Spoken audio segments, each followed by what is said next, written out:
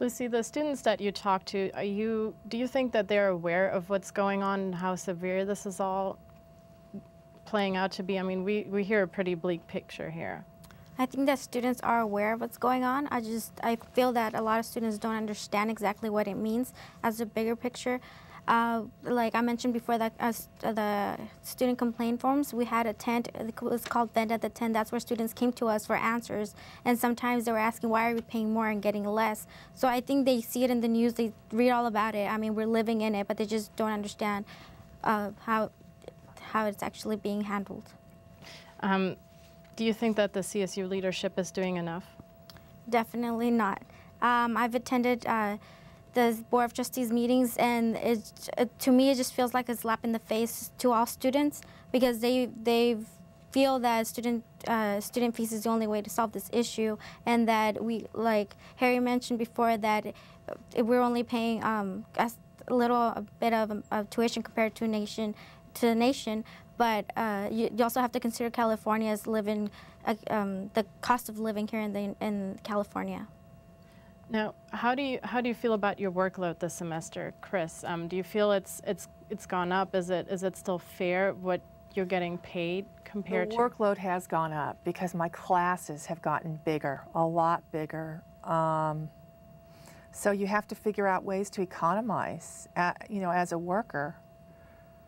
You got to figure out, you have to be creative, but it has gone up, and next semester it's worse. I don't know where they found the classrooms to increase the class sizes the way they did. What do you think that CSUN and the administration needs to do in order to deal with this? I think that we need to get some more money in here, and we need to attack the problem from all sides. I know that CFA is sponsoring a bill with a state senator, 656, that will tax the oil companies, so we need to go that route. I think we need, like we're doing with the grassroots group that the history lecture started, I think we need to hit up the feds. I think we need to do what we're doing today and talk about it in the media and let the public know, and what the ramifications are if we lose our public university system. So I think we really need to fight it from all different directions. I'm going to jump in for a second, and I think one thing that people need to understand is there's a misconception about what has made universities so expensive these days.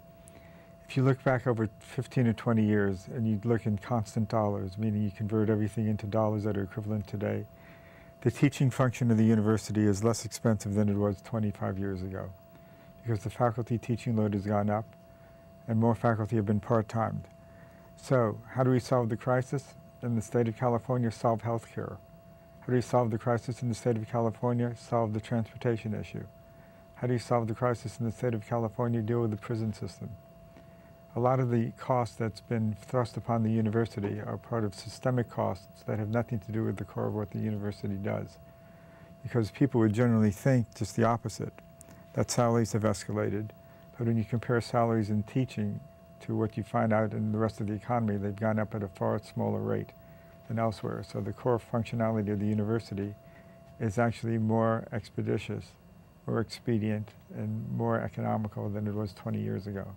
That's a great irony in this whole deal. Lucy, can I ask you what events you're currently planning with SQE?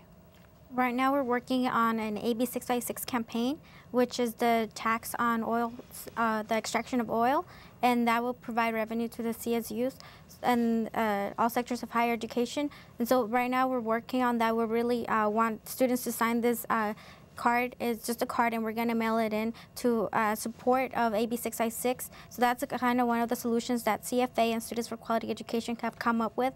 Because once we go to the Board of Trustees, they're always constantly telling us, that the only way we can help the situation is by increasing student fees. But we've come with this solution that we think it will really help the CSUs.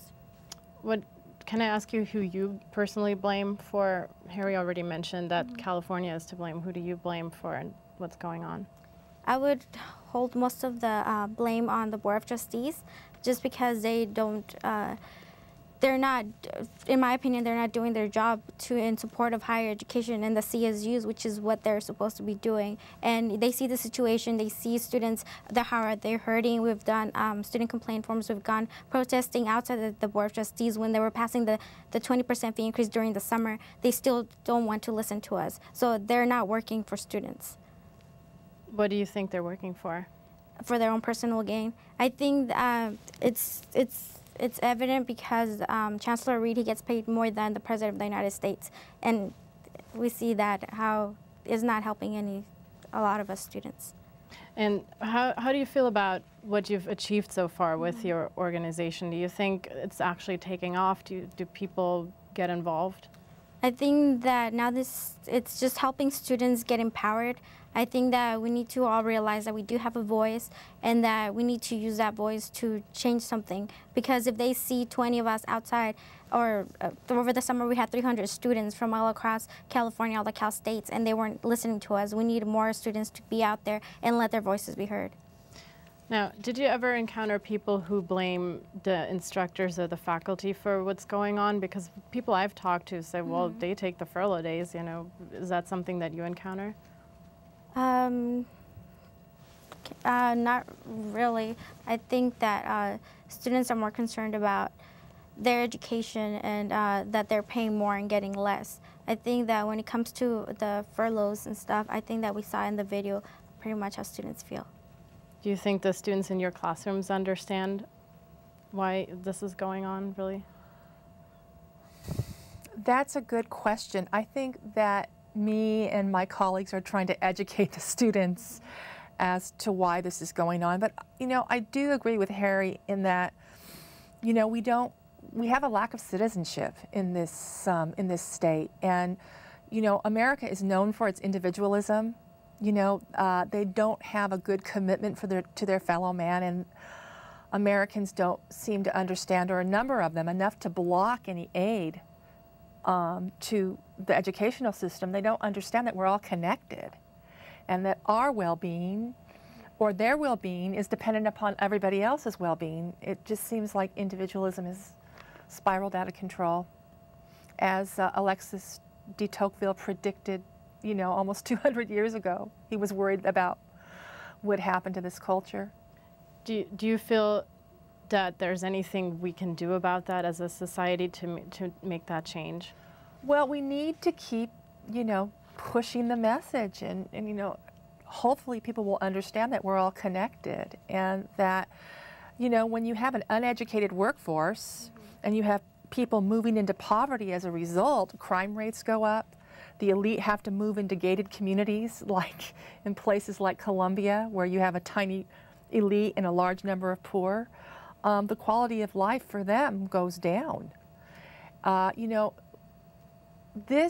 you need to have a large middle class. You need an educated workforce. And scholars, you know, government officials know that if you have a stable society, you need a large middle class. And so if we eat away at places like Cal State Northridge, you're eating away at our middle class, and it's going to destabilize things. Well, thank you so much for joining me. This is unfortunately all we have time for today. My name is Katherine Opitz, and this is On Point. It's become a society where we expect other people to deal with our problems.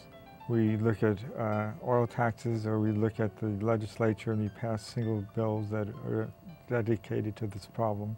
And we rely on things like Prop 13 and Prop 98. And the more we try to solve these issues with legislation, the more we create an entanglement that strangles us in some ways. And what it comes back to is understanding what citizenship is about, and understanding that the most important thing that we do as human beings is educate our children.